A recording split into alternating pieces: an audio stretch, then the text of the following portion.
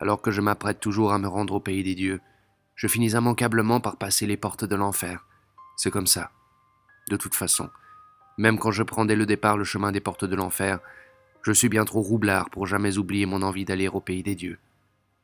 L'enfer, je l'avoue, ne m'a jamais fait frissonner et me laisse aussi stupidement impassible qu'un idiot. Et pourtant, je suis ainsi fait qu'il m'est d'un autre côté impossible d'oublier le pays des dieux. Je me dis que tôt ou tard viendra le moment où quelque chose d'affreux me tombera fatalement dessus, et m'en fera tellement voir que ma complaisante vanité ne pourra même plus crier grâce, un jour où je perdrai pied pour de bon, et où je serai précipité dans le vide cul par-dessus tête. Je suis un petit malin. Dans le dos du diable, je pense aux dieux. En cachette des dieux, je vis avec le diable. Je m'attends d'ailleurs à ce que l'un comme les autres finissent sous peu par se venger. Oui, mais attention. Je suis peut-être idiot, mais quand même pas né de la dernière pluie. Je ne me laisserai pas faire comme ça. Je lutterai à bras-le-corps, je leur flanquerai des coups de pied, au diable et à tous les dieux. Je me défendrai jusqu'à ma dernière goutte de sang. Je me battrai comme un fou furieux pour leur faire voir un peu. Cette pathétique et inébranlable détermination ne m'a jamais quitté. Malgré toute l'indulgence que je nourris pour ma personne, je n'ai tout au moins jamais perdu de vue que viendra le jour où le masque tombera, le jour où je serai mis à nu, dépioté et poussé au fond du ravin. Les gens futés ne manqueront pas de répliquer « Voilà encore la preuve de ta fourberie. Il est bien plus retors d'affirmer « Je suis un scélérat » que de dire « Je suis un brave type ». C'est aussi mon avis. Mais on peut bien raconter ce qu'on veut. De toute façon, je n'accorde moi-même pas le moindre crédit à ce que je peux penser. Depuis quelque temps, pourtant, je me sentais étrangement rassuré. Il me venait parfois bizarrement à l'idée que, par on ne sait quel hasard, je ne serais peut-être pas roué de coups de pied, mis à nu, dépioté, ni par les dieux ni par le diable, et que, pourquoi pas, je pourrais tout aussi bien finir mes jours le plus paisiblement du monde. Ce sentiment de sécurité, c'est à une femme que je le devais. Une femme vaniteuse, stupide et dépourvue de toute notion de vertu. Je n'aimais rien en elle, qu'une seule et unique chose, son corps. La chasteté était une notion qui lui faisait entièrement défaut. Quand elle était énervée, elle enfourchait ni une ni deux sa bicyclette et hop, s'en allait à fond de train. Elle me revenait parfois les genoux écorchés et les coudes ensanglantés. Impétueuse à l'excès, il n'était pas rare qu'elle se renversât ou heurtât quelque obstacle. Les écorchures étaient là pour le prouver, mais je ne savais où et avec qui elle avait commis certaines bêtises qui, elles, ne laissaient pas de traces. Je n'avais pas de preuves, mais j'imaginais aisément et d'ailleurs, je n'avais pas d'illusions à me faire. Cette femme était une ancienne putain. Puis, alors qu'elle commençait à tenir une gargote, elle s'était mise en ménage avec moi. La fidélité n'étant pas mon fort à moi non plus, mes intentions ne dépassaient pas, dès le début, les limites d'une brève aventure. Sa vie de prostituée avait rendu la femme frigide. L'émotion charnelle lui était inconnue. Je ne parvenais pas à comprendre comment cette femme, qui ne ressentait physiquement rien, ne pouvait s'empêcher de se livrer au jeu de la chair. Si encore ces divertissements avaient eu une valeur spirituelle, j'aurais compris sans peine. Mais elle pensait donc. L'amour platonique, elle n'y songeait même pas. Elle utilisait son corps frigide comme un simple jouet, et ça s'arrêtait là. Je me demande pourquoi tu t'amuses comme ça avec ton corps.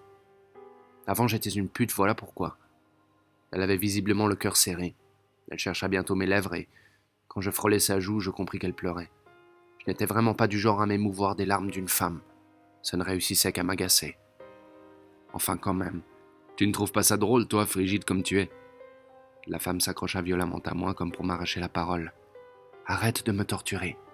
S'il te plaît, pardonne-moi. Tout est la faute de mon passé. Elle recherchait mes lèvres et mes caresses, avec fièvre. Elle gémissait, s'agrippait à moi, se convulsait, mais ce n'était rien de plus qu'une fébrile surexcitation. À ce moment-là non plus, la véritable jouissance n'était pas au rendez-vous. Le cœur sec, je fixais d'un œil froid sa vaine frénésie. La femme ouvrit alors brusquement les yeux. Ils étaient emplis de haine, une haine brûlante comme le feu. Je finis pourtant par éprouver une singulière passion pour ce corps infirme. Il exerçait sur moi une surnaturelle attraction, comme si ce corps que la vérité avait abandonné possédait, mieux que toute superficielle vérité, le pouvoir de réfléchir un amour glacé. J'avais parfois la sensation que ce n'était pas le corps de la femme que j'étreignais, mais de l'eau, une eau ayant la forme du corps de la femme. Je suis comme ça, bizarrement fichu. Alors que vogue la galère, on verra bien. Souvent, après l'amour, elle devenait particulièrement sarcastique. Le corps de la femme était beau, ses bras, ses jambes, ses seins. Ses hanches cachaient sous une apparente maigreur une chair épanouie, de moelleuses et fraîches rondeurs. Il recelait une beauté dont mes yeux, jamais, ne se lassaient. Mes caresses parfois l'importunaient, mais je n'en avais cure. Je jouais avec ses bras, avec ses jambes, et souvent, je me perdais dans la rêveuse contemplation de leur beauté. La femme aussi demeurait de temps à autre comme absente, mais soudain, la voilà qui éclatait de rire, se mettait en colère ou me crachait sa haine. « S'il te plaît, cesse de te plaindre et de récriminer. Tu ne peux donc pas rester tranquille. Mais que veux-tu, tu m'embêtes. » Ah, c'est vrai, tu es un être humain. Qu'est-ce que tu croyais ? Je gardais le silence, sachant que les compliments la rendaient prétentieuse. Un étang silencieux au cœur d'une forêt tout au fond de la montagne. Cette nostalgique impression s'emparait parfois de moi. L'étreinte de cette chose froide, belle et vaine, était, indépendamment de l'inassouvissement des sens, emplie d'une poignante tristesse. Chose étrange, dans sa frustration, le corps sans âme de la femme devint au contraire un havre de pureté, et les portes d'une nostalgie ingénue me furent ouvertes, comme si mon âme dépravée se trouvait ainsi pardonnée. Mais je souffrais. Pourquoi ce corps pur et vain était-il si bestialement possédé du démon de la dépravation ? Je haïssais le sang pervers qui coulait dans les veines de cette femme, mais parfois, même ce sang me semblait pur. Je n'étais pas moi-même homme à me satisfaire d'une seule femme. Nulle chose plutôt ne suffisait à me satisfaire. Je n'étais qu'une éternelle nostalgie. Je n'étais pas de ceux qui aiment. Je n'en étais plus capable. J'avais compris que la valeur de toute chose n'était jamais au bout du compte, que bien peu de choses. Mais par pure futilité, j'étais sans cesse poussé à jouer avec l'une quelconque de ces choses dérisoires. Ces divertissements, usés d'avance, ne m'apportaient qu'ennui. Ils ne me laissaient ni satisfaction ni regret. Parfois je me demandais si la femme et moi étions semblables. Le sang perverti qui coulait dans mes veines et celui de la femme étaient-ils donc de même nature ? Cela ne m'empêchait pourtant pas, certains jours, de maudire le sang lascif de cette femme. Bien qu'elle eût quelquefois des visées personnelles, la plupart du temps la femme demeurait passive. C'est en cela que son sang différait du mien. Pour peu qu'on lui témoignât quelque gentillesse ou lui fît quelque cadeau, elle se sentait naturellement obligée de donner son corps en retour. Une telle inconsistance me dégoûtait. Ce point ne lassait pas cependant d'être une source d'interrogation. Que maudissais-je au juste ? Ses infidélités ou la légèreté de ce qui les motivait ? Et si son inconstance cessait d'être aussi inconsidérée, cesserais-je pour autant de la maudire ? La frivolité des raisons qui portaient la femme à se débaucher restait pourtant l'unique chose que je pus condamner, parce que, tout comme elle, j'étais un être possédé du démon de l'inconstance. Je voudrais mourir avec toi. Quand je m'emportais, ces mots jaillissaient infailliblement de sa bouche. Il clamait, avec la voix de l'instinct, qu'il n'existait aucun remède à son inconstance, si ce n'était la mort. La femme n'avait nulle envie de mourir, mais ce cri qui appelait la mort comme seul et unique échappatoire à ses débauches était profondément vrai. Le corps de cette femme n'était qu'un mensonge, une illusoire dépouille, et ce cri, de la même façon, n'était peut-être lui aussi qu'un pur mensonge, et quand bien même, je commençais singulièrement à songer que le mensonge était en soi plus véridique que la vérité. Toi, tu ne sais pas mentir, c'est ça qui ne va pas. Crois-moi, je mens fort bien. Ce qui ne va pas, c'est que chez moi, le vrai et le mensonge restent chacun de leur côté. Tu n'es pas assez machiavélique. La femme braqua sur moi un regard rempli de haine. Elle baissa cependant la tête, mais quand elle la releva, la hargne durcissait son visage. Si toi tu ne fais rien pour élever mon esprit, qui, dis-moi, le fera ? Tu te fais un peu trop d'illusions. Quoi, quelles illusions ? Tu n'as qu'à t'occuper de toi-même. Moi, je me suffis déjà à remplir ma propre vie. Je ne vois pas pourquoi tu ne remplirais pas la tienne avec ta vie à toi. Bref, tu te fiches de moi comme du premier passant venu. Comme tout le monde, nul n'est jamais que le premier passant venu pour les autres. La communion parfaite et totale dans le couple, tu parles d'une superbe ineptie. Ah oui ? Alors de quel droit me touches-tu ? Va-t'en d'ici. Pas du tout. Dans un couple, c'est comme ça. L'esprit est séparé, mais il reste l'amour physique. Laisse-moi. Qu'est-ce que tu fais ? Je ne veux pas. Je te dis que je ne veux pas. C'est ce qu'on va voir. Frémissante de haine, la femme se dégagea de l'emprise de mes bras. Ses vêtements étaient déchirés. Il découvrait ses épaules avec vulgarité. La colère faisait palpiter des veines bleues à ses tempes. Tu achètes mon corps avec un peu d'argent, presque rien. Pas même le 10e de ce que coûte une putain. Tout juste. C'est déjà beau que tu le comprennes. Plus ma sensualité s'exaltait et plus j'avais le sentiment que le corps de la femme devenait transparent. Et c'était parce que sa chair ignorait la volupté. Mon désir exacerbé me rendait à moitié fou. Je haïssais la femme et l'aimais tour à tour éperdument.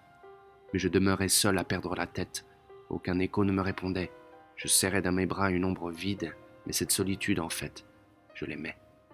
Ah, si la femme était une poupée incapable de parler, privée de regard, privée de parole, je souhaitais qu'elle fût l'inépuisable et fidèle reflet de mon désir solitaire.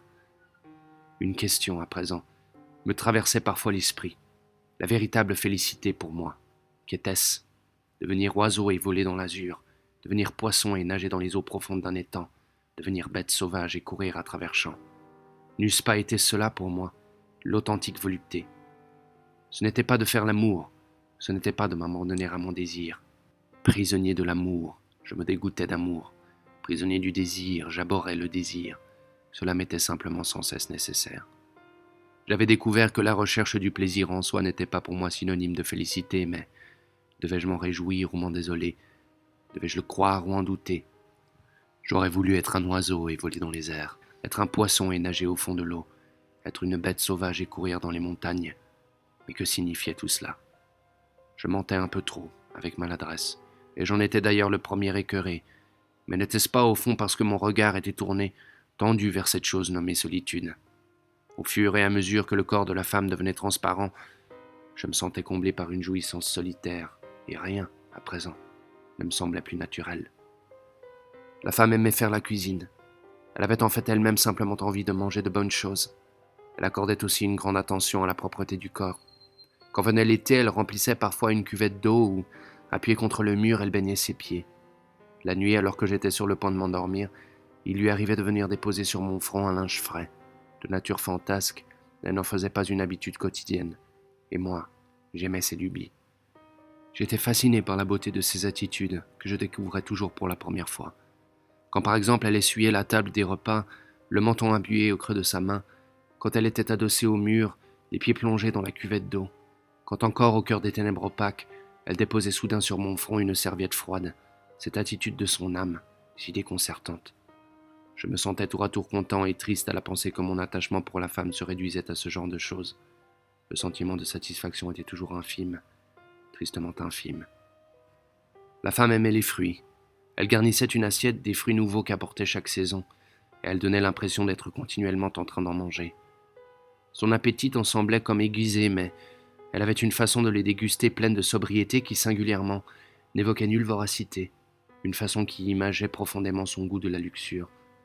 Je commençais peu à peu à comprendre que, privée de sa lasciveté, cette femme ne représenterait plus rien pour moi. Elle était belle parce que lascive. Tout en elle avait la beauté de ses caprices. La femme, pourtant, redoutait son penchant à la luxure. Moi non. Je n'avais pas peur de ma concupiscence. Il est vrai seulement que je ne me livrais pas, concrètement, autant qu'elle à la débauche. Je suis une fille de rien, hein? Tu le penses vraiment? Je voudrais devenir une fille bien. Une fille bien, c'est quoi? La colère explosa sur son visage, puis les larmes au bord des yeux. Mais qu'est-ce que tu as dans la tête? Tu me détestes? Tu veux me laisser? Je sais, tu dois avoir envie de prendre une épouse comme il faut. Et toi, qu'est-ce que tu veux? C'est à toi de répondre. Moi, je ne me préoccupe nullement de prendre une épouse comme il faut. Tu mens. Pour moi, le problème se situait ailleurs. J'éprouvais pour le corps de la femme une nostalgique attirance. Ce n'était que cela. Je savais pourquoi la femme ne me quittait pas. Nul autre homme n'eût accepté aussi placidement ses infidélités, et nul autre ne vouait à son corps un amour aussi profond que le mien. Une question finit fatalement par surgir devant moi. Mon âme, à qui le corps de cette femme ignorant le plaisir procurait une joie secrète, n'était-elle pas frappée d'infirmité? Mon propre esprit n'était-il pas, pareil au corps de la femme, une chose diminuée, altérée, maladive? Je n'avais cependant pas assez de courage pour faire de ma vie, à l'image du dieu de l'allégresse, une incarnation du plaisir sensuel. Je ne pouvais avoir foi en un monde où régnait une vérité animale, où les choses restaient ce qu'elles étaient. Je nourrissais une irrépressible répulsion pour toute passion charnelle, où ne planait pas l'ombre d'une illusoire participation de l'esprit. Libertin jusqu'au bout des ongles, je ne pouvais être tout bonnement sensuel. La femme ignorait le plaisir des sens, et dans cette ignorance, j'avais découvert ma patrie. Ce vide jamais comblé, ne fût-ce que d'une ombre, purifiait toujours mon cœur. Je pouvais en toute quiétude succomber à la tentation de mon propre désir, parce que rien, absolument rien ne lui répondait. Au cœur de cette virginale solitude, les jambes, les bras, les hanches de la femme m'apparaissaient parées d'une beauté plus grande encore. J'avais compris que même le désir sensuel pouvait être solitude. Nul ne m'était désormais besoin de rechercher le bonheur. Il me suffisait simplement de rechercher le malheur. Je m'étais depuis toujours défié du bonheur, désespérant de le voir si petit, sans pouvoir cependant lutter contre ma nostalgie. J'avais le sentiment d'être enfin parvenu à rompre les amarres qui m'y rattachaient. C'était ça. Je devais dès le départ rechercher le malheur et la souffrance, et ne plus rêver de bonheur. Le pouvoir d'apaiser réellement les cœurs ne lui appartenait pas. Il ne fallait pas à aucun moment aspirer au bonheur, puisque l'âme humaine était vouée à une solitude éternelle. Cet acte de foi s'affirmait avec toujours plus de force dans mon esprit. Mais le malheur, la souffrance, qu'était-ce donc? Je n'en savais à vrai dire rien, et je ne savais pas mieux ce qu'était le bonheur. On verrait bien. J'avais tout au moins acquis une certitude, celle qu'aucune chose ne pourrait jamais assouvir mon âme. J'avais en d'autres termes simplement posé un principe, celui que mon âme n'aspirait pas à être assouvie. C'était ce que je me disais, et pourtant, j'étais comme un chiot tournant fébrilement autour du corps de la femme. Mon cœur n'était qu'un démon avide. Il ne savait que se plaindre. Pourquoi tout était-il si ennuyeux? Comme ce vide était intolérable. Un jour, je partis avec la femme dans une station balnéaire. Nous sortîmes nous promener sur le rivage. Ce jour-là, la mer était terriblement houleuse. Les pieds nus, la femme se baissait entre chaque déferlement des vagues. Elle ramassait des coquillages. Elle était vive et téméraire. Ses mouvements avaient la liberté d'une conquérante, comme si intimement pénétrée de la respiration des flots, elle se rendait maître de la mer. Fasciné par la fraîcheur de cette image, je contemplais passionnément le corps resplendissant de cette silhouette inconnue qui par instants se révélait tout d'un coup à mon regard. Mais soudain, je vis se soulever une lame énorme, 10 fois plus haute qu'elle, et je vis la femme disparaître, brutalement engloutie. En cette fraction de seconde, je vis cette vague soudaine masquer la mer, un immense rouleau qui masquait la moitié du ciel. Un cri muet, instinctif, me déchira le cœur. L'hallucination avait duré une fraction de seconde. Le ciel à présent était clair. Se courbant toujours entre chaque vague, la femme continuait à courir sur la grève. Mais, enivré par l'extraordinaire beauté de cette fulgurante hallucination, je restais comme ensorcelé. Je ne souhaitais pas que la femme disparût, que sa silhouette fût effacée. Esclave de mon désir, j'aimais trop son corps pour avoir jamais voulu une chose pareille.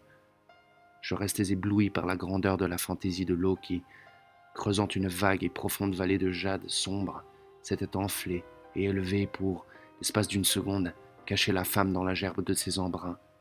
J'avais vu un corps encore plus impitoyable, plus insensible, plus souple que celui de la femme. Quel jeu immense et grandiose que celui-ci! J'avais envie que mon désir fût lui aussi roulé par les longues houles sombres de cette mer.